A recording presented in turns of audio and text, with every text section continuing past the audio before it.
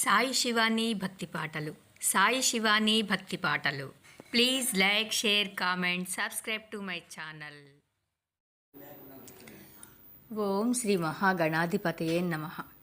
ఓం శ్రీ గురుభ్యో నమః. ఓం శ్రీ మాత్రే నమః. దేవి భాగవతంలో ఈరోజు శాంతి హోమాల గురించి తెలుసుకుంటున్నాం కదా. శనివారం నాడు రావి చెట్టు దగ్గర మంత్రజపం చేయడం భూత రోగాభిచారాది శాంతికరం. పాలుగారే గుడుచి సమిధలతో హోమం చేస్తే సర్వరోగాలు ఉపశమిస్తాయి. దీన్ని మృత్యుంజయ హోమం అంటారు. ఇలాగే జ్వరశాంతికి చూత హోమం, క్షయరోగోపశమనానికి వచాహోమం, రాచపుండు తగ్గటానికి మధుత్రియ హోమం చెప్పబడ్డాయి. అన్నంతో పాయసం వండి సూర్యుడికి నివేదించి హోమం చేసి మిగిలిన దాన్ని భుజిస్తే రాచపుండు తగ్గుతుంది.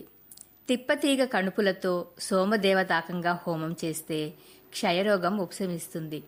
శంఖ వృక్ష పుష్పాలతో హోమం కుష్ఠురోగ నివారిణి. అపామార్గ పుష్పాలను బియ్యంతో కలిపి చేసే హోమం అపస్మార రోగానికి ఉపశమనం. క్షీర వృక్ష సమిధలతో హోమం ఉన్మాద రోగ నివారకం. ఔదుంబర సమిధలతో చేసే హోమం అతిమేహ రోగాన్ని నయం చేస్తుంది. ఇక్షు మధుహోమంతో ప్రమేహ రోగ శాంతి. మధుత్రితయ హోమం మసూరిక నివారకం. కపిలా హోమం కూడా ఇంతే. ఇంటిలో చీమలు, దోమలు వగైరా క్రిమికీటకాలు నశించాలంటే సెమీ సమిధలో హోమం చేయాలి. వనవేతన హోమం వారం రోజులు చేస్తే పిడుగుపాటు నుంచి, భూకంపాల నుంచి నివారణ లభిస్తుంది. శతమంత్ర జపం చేసి లోష్టాన్ని తాకిస్తూ ఏ దిక్కున ఎంత దూరం పెడితే ఆ మార్గంలోని ప్రదేశాలన్నీ అగ్ని, మారుత, శత్రుభయరహితాలవుతాయి. మనస్సులోనే ఈ జపం చేస్తే బంధ విమోచన కలుగుతుంది. అభిమంత్రిత జలపానం భూత పిశాచ విమోచకం. అలాగే అభిమంత్రించి విభూతి పెట్టిన, శిరసున జల్లిన సర్వ వ్యాధులు, సర్వ భయాలు తొలగిపోతాయి. నూరేళ్లు సుఖంగా జీవిస్తాడు. ఈ హోమాలన్నీ ఎవరికి వారే చేసుకోవడం ఉత్తమం. అశక్తులు భూరి దక్షిణలిచ్చి బ్రాహ్మణులతో చేయించుకోవచ్చు. పుష్పాలతో చేసే హోమాలు కొన్ని ఉన్నాయి. అవి పుష్టికరాలు, లక్ష్మీప్రదాలు. ఎర్ర కలవలతో హోమం చేస్తే సంపదలు పెరుగుతాయి, బంగారం దొరుకుతుంది. బిల్వపత్ర, బిల్వ పుష్ప, బిల్వ ఫల, బిల్వ సమిధలతో చేసే హోమాలు ఏవైనా సంపత్ప్రదాలే. వీటిని నేతితో అభిమంత్రించి 100 చొప్పున సప్తాహ హోమం చేస్తే లక్ష్మీదేవి స్వయంగా వచ్చి ఇంటిలో తిష్ట వేస్తుంది. త్రిమధులాజ హోమం కన్యాలాభం కలిగిస్తుంది. ఇదే స్త్రీలు చేస్తే కోరిన వరుడు లభిస్తాడు. సూర్య దేవతాకంగా జలహోమం చేస్తే నీటిలో పడిపోయిన బంగారం చేతికి అందుతుంది. అన్నహోమం అన్నవర్ధకం. వ్రీహి హోమం వ్రీహివర్ధకం. పిడకలతో చేసే హోమాలు పశు సంపదను పెంచుతాయి. ప్రియంగు, పాయస, ఆజ్య హోమాలు సంతాన ప్రాప్తికరాలు. భాస్కరుడికి హోమం చేసి మిగిలిన పాయసాన్నం ఋతుస్నాతలు భుజిస్తే గర్భధారణ జరుగుతుంది, పుత్ర సంతానం కలుగుతుంది. మొలకలు వచ్చిన తడిగింజలతో హోమం ఆయుర్వర్ధకం. ఇటువంటి ఎర్రగింజలు మధుత్రయము, వ్రీహి కలిపి శతహోమం చేస్తే పట్టిందల్లా బంగారం అవుతుంది, ఆయుర్దాయం పెరుగుతుంది. సువర్ణ కుట్మలాలు అంటే సంపంగి ముగ్గలు హోమం చేసిన కర్తకు ఆయుర్దాయం పెరుగుతుంది. గరికపాలు, తేనె, నెయ్యి సప్తాహ హోమం చేస్తే అపమృత్యువు తొలగిపోతుంది. అన్నము, పాలు, నెయ్యి వీటితో చేసిన హోమానికి ఇదే ఫలం. న్యగ్రోధ సమిధలు, పాయసము రోజుకి 100గా 7 రోజులు హోమం చేసి ఆ 7 రోజులు పాలు త్రాగి గడిపి మంత్రజపం చేస్తే మృత్యువును జయిస్తాడు. నిరాహారుడై, మౌని అయి 3 రేయింబవళ్లు జపించినా యముడు దరిదాపులకి రాడు. నీటిలో దిగి జపించినా, బిల్వవృక్ష సన్నిధిలో జపించినా విశేష ఫలితాలుంటాయి. 1 నెల పాటు ఇలా జపిస్తే చాలు, వాడు రాజ్యాధికారి అవుతాడు. సమూల ఫల పల్లవంగా బిల్వవృక్షాన్ని హోమం చేసినా రాజ్యం దక్కుతుంది. 100 పద్మాల చొప్పున నెలనాళ్లు చేసినా ఈ ఫలం లభిస్తుంది. గంజితో హోమం చేస్తే పంటలు పండే గ్రామం దక్కుతుంది. యుద్ధాలకు వెళ్లబోయే ముందు రావి సమిధలతో హోమం నిర్వహిస్తే విజయం వరించి వస్తుంది. పాలతో కలిపి పత్ర పుష్పహోమం సప్తాహ దీక్షగా చేస్తే వానలు కురుస్తాయి. బొడ్డు లోతు నీళ్లలో నిలిచి మంత్రజపం 7 రోజులు చేస్తే వానలు పడతాయి. నీటితో విభూతి శతహోమం చేసి అతివృష్టిని నివారించవచ్చు. మోదుగు సమిధలతో చేసే హోమం బ్రహ్మవర్చస్సును అందిస్తుంది. పలాస కుసుమాలతో హోమం సర్వాభీష్టప్రదాయకం. పాలతో హోమం మేధాశక్తిని, నేతితో హోమం బుద్ధిశక్తిని పెంపొందిస్తాయి. ఉప్పు తేనె కలిపి హోమం చేస్తే కోరిన వస్తువునల్లా వశపరుచుకోవచ్చు. ఇలాగా కోరికలు తీర్చే హోమాలు చాలా ఉన్నాయి. ఆయా నియమాలను పాటిస్తూ మంత్రాలను ఉచ్చరిస్తూ నిర్వహించాలి. బ్రాహ్మణుడు తన కోసం గాని ఇతరుల కోసం గాని వీటిని చెయ్యవచ్చు. అన్యుల కోసం చేసినా ఇవి విప్రుడికి పుష్టిదాయకాలే కావడం మరీ విశేషం. రోజుకి 1000గా నెలనాళ్లు మంత్రజపం చేస్తే ఆయుష్కాముడి కోరిక నెరవేరుతుంది. ఆయురారోగ్యాలు రెండూ కావాలనుకుంటే 2 నెలలు జపం చెయ్యాలి.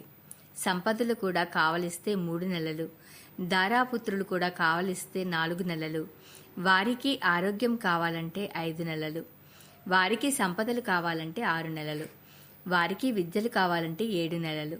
ఇలాగా కోరికలు పెరుగుతున్న కొద్దీ మంత్రజపం చేయాల్సిన నెలలు పెరుగుతుంటాయి.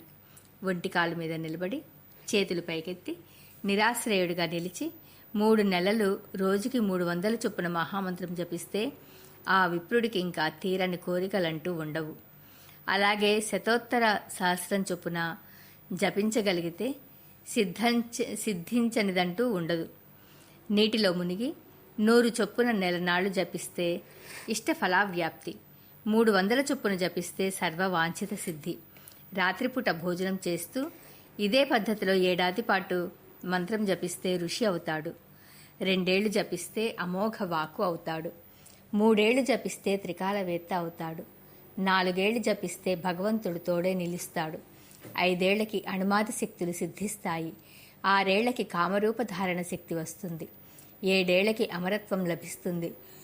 9 ఏళ్లకి మనుత్వం, 10 ఏళ్లకి ఇంద్రత్వం, 11 ఏళ్లకి ప్రజాపతిత్వం, 12 ఏళ్లకి బ్రహ్మత్వం సిద్ధిస్తాయి. ఈ తపస్సుతోనే నీ వంటి వారు లోకాలను జయిస్తున్నారు.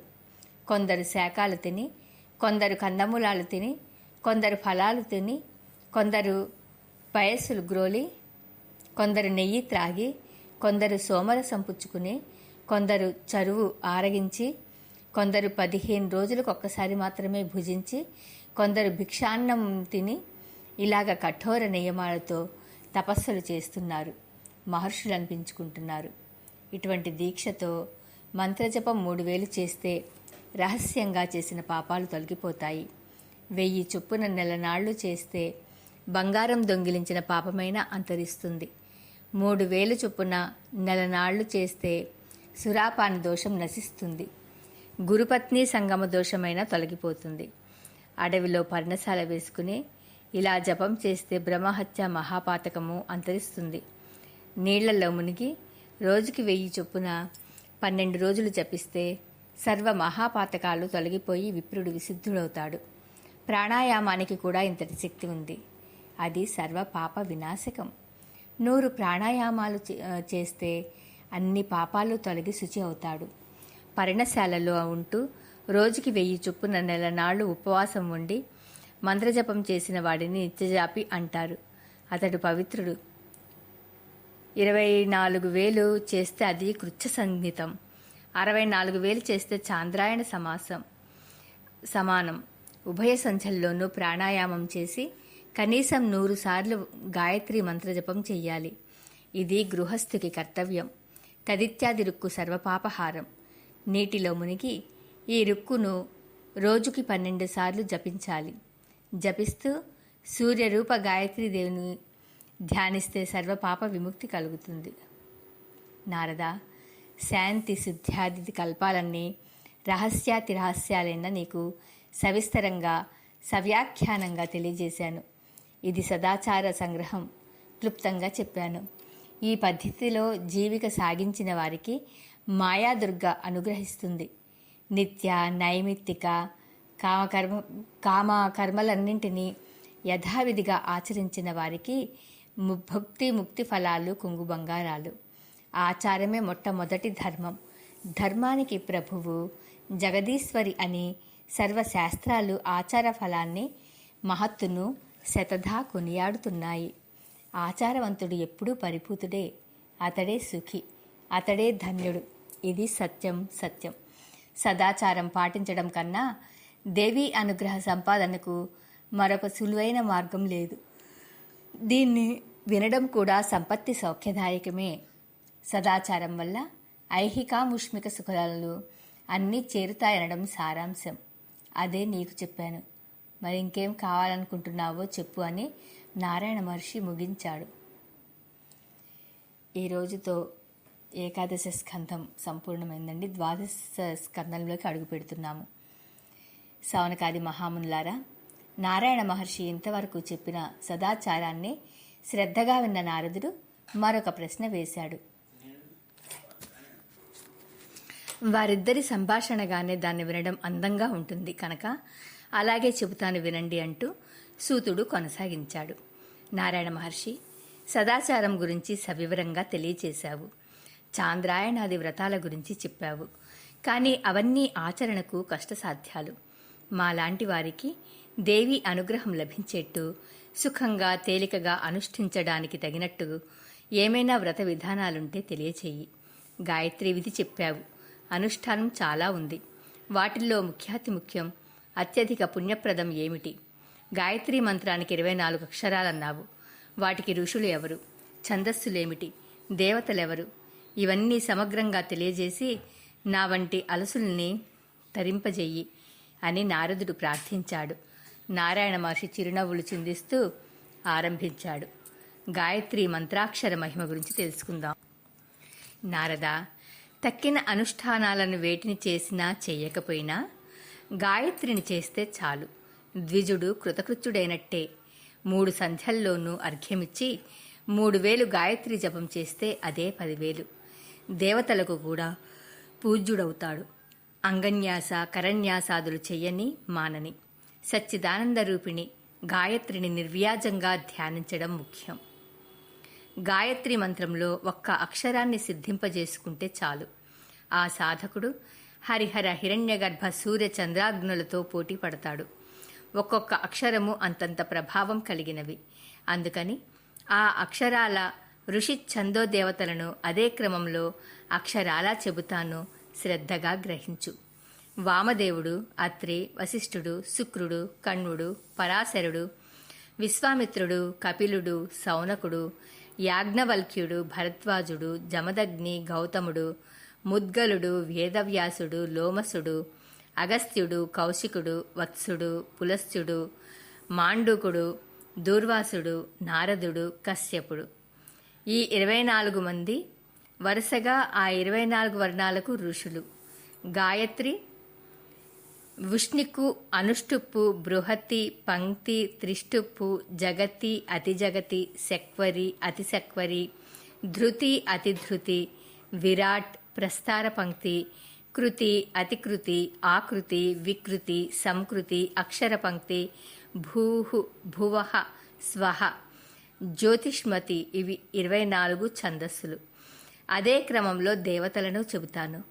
మొదటి అక్షరం అగ్నిదేవతాకం, 2వది ప్రజాపతి దేవతాకం, 3 సోమదేవతాకం, 4 ఈశాన్య దేవతాకం, 5 సవితృ దేవతాకం, 6 ఆదిత్య దేవతాకం, 7వది బృహస్పతి దేవతాకం, 8వది మిత్రావరుణ దేవతాకం, 9 భగవదేవతాకరం, 10వది అర్యమ దేవతాకం, 11 గణేశ దేవతాకం, 12 త్వష్ణ దేవతాకం, 13వది పౌష్ఠ దేవతాకం, 14 ఇంద్రాగ్ని దేవతాకం, 15వది వాయవ్య దేవతాకం, 16వది వాసుదేవ దేవతాకం, 17వది మైత్రావరిణి దేవతాకం, 18వది వైశ్వదేవం, 19వది మాతృదేవతాకం, 20 విష్ణుదేవతాకం, 21 వసుదేవతాకం, 22వది రుద్రదేవతాకం, 23వది కుబేర దేవతాకం, 24వది అశ్విని దేవతాకం. నారద, ఇవి గాయత్రి మంత్రంలో 24 అక్షరాలకు ఋషులు, ఛందస్సులు, దేవతలు సంగ్రహంగా తెలియజేశాను. దీన్ని వింటే చాలు, జపించినంత ఫలితము దక్కుతుంది. ఈ వర్ణాలకు అధిదేవతలే కాదు, అధిదేవీ శక్తులు ఉన్నాయి. మంత్రాక్షరాల క్రమంలో ఆ శక్తుల పేర్లు చెబుతాను విను.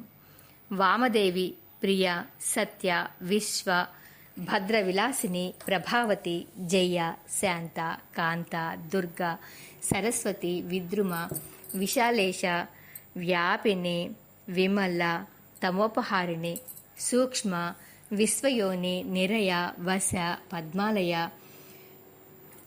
పరశోభ, భద్ర, ద్రుపద అనే 24 శక్తులు ఆ అక్షరాలకు అధిదేవి మూర్తులు.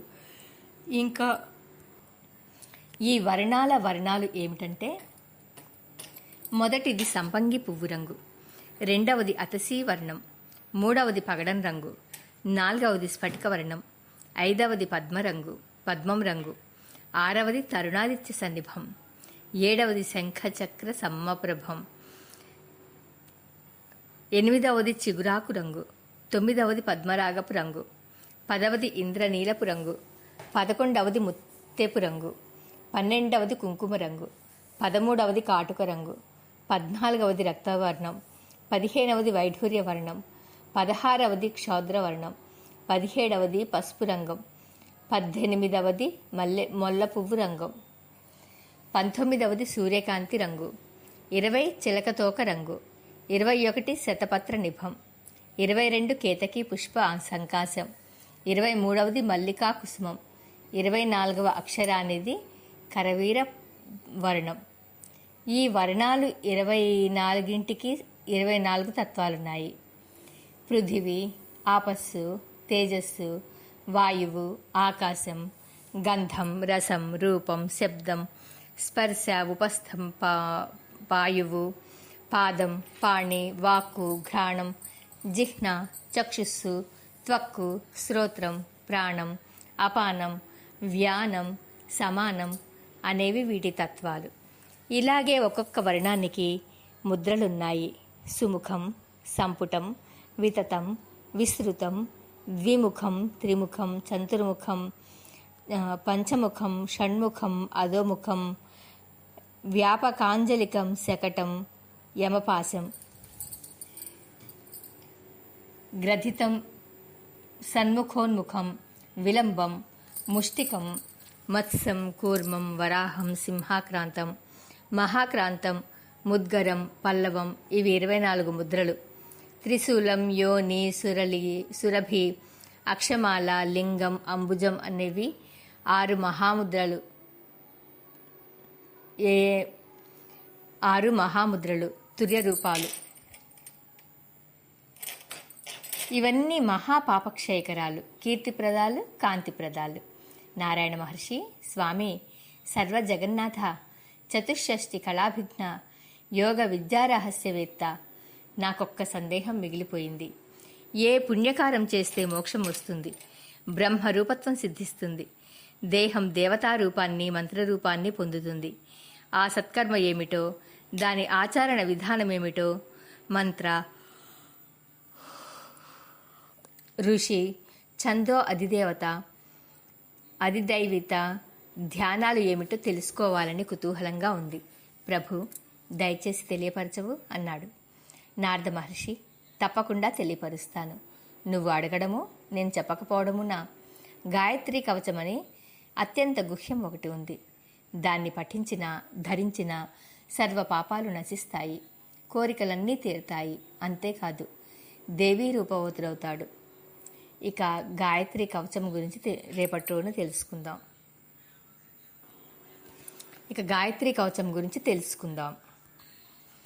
గాయత్రీ కవచానికి బ్రహ్మ, విష్ణు, మహేశ్వరులే ఋషులు.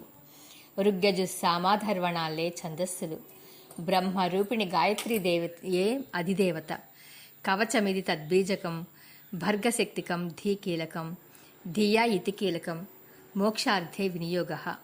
దీనిలో 4 వర్ణాలు హృదయం, 3 వర్ణాలు శిరస్సు, 4ంటితో శిఖ, తర్వాత 3ంటితో కవచం, అటుపైని 4ంటితో నేత్రం, తక్కిన 4 అస్త్రకం. ఇక దీని ధ్యాన శ్లోకం ఏమిటంటే, ముక్తా విద్రుమహేమనీలధవళఛాయైర్ముఖైస్త్రీక్షణైర్యుక్తామిందునిబద్ధరత్నమకుటాం తత్వార్ధవర్ణాత్మికాం గాయత్రీం వరదాభయాంకుశకస శుభ్రం కపాలగదాం శంఖం చక్రమధారవిందయుగళం హస్తైర్వహం తీం భజే. గాయత్రీదేవి తూర్పు దిక్కున రక్షించుగాక, సావిత్రి దక్షిణ దిక్కున, సంధ్యాదేవి పశ్చిమ దిక్కున, సరస్వతీదేవి ఉత్తర దిక్కున, పార్వతి ఆగ్నేయ దిక్కున, జలసాయిని నైరుతి దిక్కున, పవమాన విలాసిని వాయువ్య దిక్కున, రుద్రాణి ఈశాన్య దిక్కున, బ్రహ్మాణి ఊర్ధ్వ దిక్కున, వైష్ణవి అధో దిక్కున, ఇలా దశ దిశలా ఆ భువనేశ్వరి నన్ను రక్షించుగాక. తత్పదం నా పాదాలను, సవిత బంధు జంఘాలను, వరేణ్యం పదం కటి ప్రదేశాన్ని, భర్గః పదం నాభిని, దేవస్య పదం హృదయాన్ని, ధీమహి పదం చెక్కిళ్లను, ధియః పదం నేత్రాలను, యహ పదం లలాటాన్ని, నహ పదం శిరస్సును, ప్రచోదయాత్ పదం శిఖాభాగాన్ని రక్షించునుగాక. ఇలాగే తత్వర్ణం శిరస్సును, సకారం ఫాలాన్ని, వివర్ణం నేత్రాలను, తుకారం కపోలాలను, వకారం నాసాపుటాలను, రేకారం ముఖాన్ని, ణికారం పై పెదవిని, యంకారం కింది పెదవిని, భకారం అస్య మధ్య భాగాన్ని, గోవర్ణం చిబుకాన్ని, దేకారం కంఠ ప్రదేశాన్ని, వకారం భుజస్కంధాలను, న్యకారం కుడి చేతిని, ధీకారం ఎడమ చేతిని, మకారం హృదయాన్ని, హికారం ఉదర భాగాన్ని, ధికారం నాభిని, యోకారం కటి ప్రదేశాన్ని, మరొక యోకారం మర్మాంగాన్ని, నహ వర్ణం 2 తొడలను, ప్రకారం జానువులను, చోకారం జంఘలను, దకారం గుల్భాలను, యాకారం పాదాలను, తకారపు పొల్లు సర్వాంగాలను రక్షించుగాక. నారద, ఇది గాయత్రి కవచం. దీన్ని ఇట్లా అనుసంధానం చేసుకున్నవారు, విన్నవారు అనంతకోటి బాధల నుండి విముక్తి పొందుతారు. చతుషష్ఠి కళావేత్తలవుతారు. సర్వ పాప విముక్తులవుతారు. పరబ్రహ్మ స్వరూపాన్ని అందుకుంటారు. అందుకోలేదు, పరబ్రహ్మ స్వరూపాన్ని అందుకుంటారు, సందేహం లేదు. ఇక గాయత్రి హృదయం గురించి తెలుసుకుందాం. రేపటి రోజున తెలుసుకుందాం. ఓం శ్రీ మాత్రే నమః.